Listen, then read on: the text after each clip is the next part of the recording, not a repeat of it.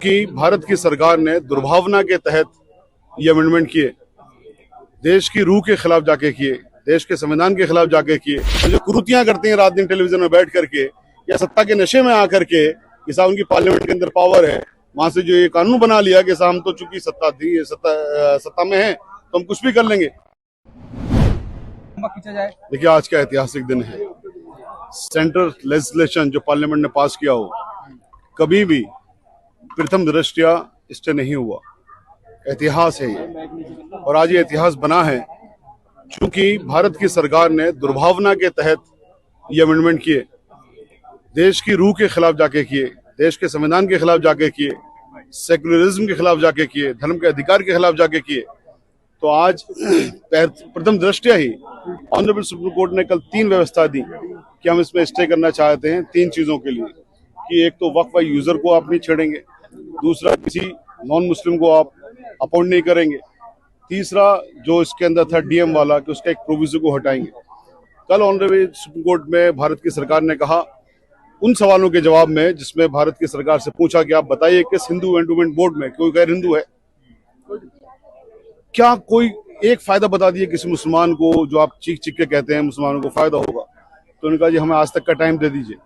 आज वो बताना था, वो भारत की सरकार टाइम लेके कल भागी, जो ये कहती है, ऑनरेबल सुप्रीम कोर्ट में भी कहा जी हमने 2 महीने तक जेपीसी की मीटिंग करी देश भर में जा जाकर, लाखों हमने पिटीशन का निरीक्षण किया, हमने पार्लियामेंट के अंदर बहस करी, हमने 10 साल तक इस पर मेहनत करते रहे। वो सरकार 1-2 सिंपल सवालों के जवाब नहीं दे सकी। कल टाइम लेके भागे आज के लिए, आज फिर कहा जी हमें 1 हफ्ते का और वक्त दे दीजिए। कितने आसान से सवाल हैं। आप कहते हो मुसलमानों का फायदा, बता दो भाई क्या फायदा। आप कहते हो हिंदू एंडोमेंट बोर्ड में भी मुसलमान हो सकती है, गैर हिंदू हो सकती है, एक बता दो भाई, वो नहीं बता सके।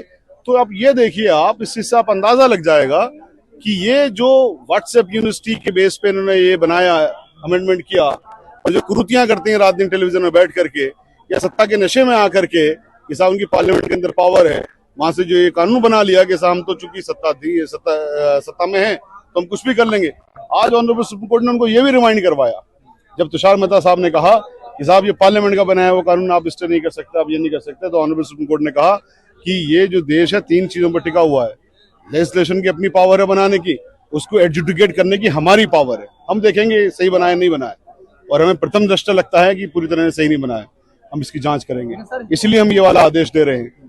तो ये जो आदेश है आज भले 1 हफ्ते के लिए है, लेकिन ये चूंकि कानून में ऐसा होता है, प्रथम दृष्टया जो चीजें होती हैं वो इंट्रीम होती है, और वो जैसे जैसे प्रोसीडिंग बढ़ती रहती है वो आगे बढ़ता रहता है। सर, लेकिन हिंदू पक्ष वहां से नारे लगाते हुए आया जीत हमारी हो चुकी है।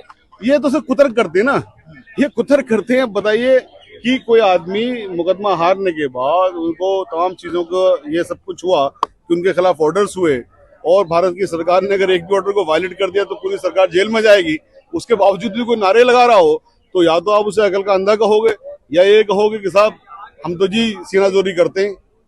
तो इनको आप सीनाजोर कह लीजिए, कुतर्क करने वाला कह लीजिए, या इनको बेवकूफ कह लीजिए, कमबुद्धि कह लीजिए, या इनको यह है कि इनके दिमागी विचारों का संतुलन खराब हो गया वो ऑर्डर को सुन करके, इनको शायद किसी पागल खाने में भेजने की जरूरत है। क्या कानून रद्द होगा? क्या 100% रद्द होगा, 100% रद्द होगा इंशाल्लाह, पूरी उम्मीद है। क्योंकि जिस तरह का बनाया हुआ है, हम पहले दिन से कह रहे हैं, भारत के संविधान के खिलाफ है, भारत के सेकुलरिज्म के खिलाफ है, प्रियम्बल के खिलाफ है, गंगा जमनी तहजीब के खिलाफ है।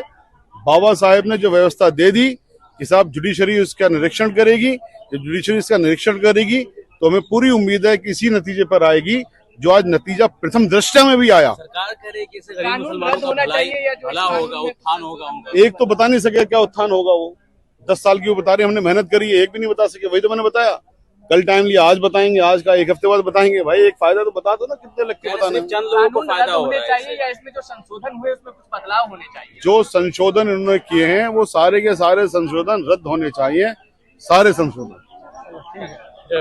ठीक।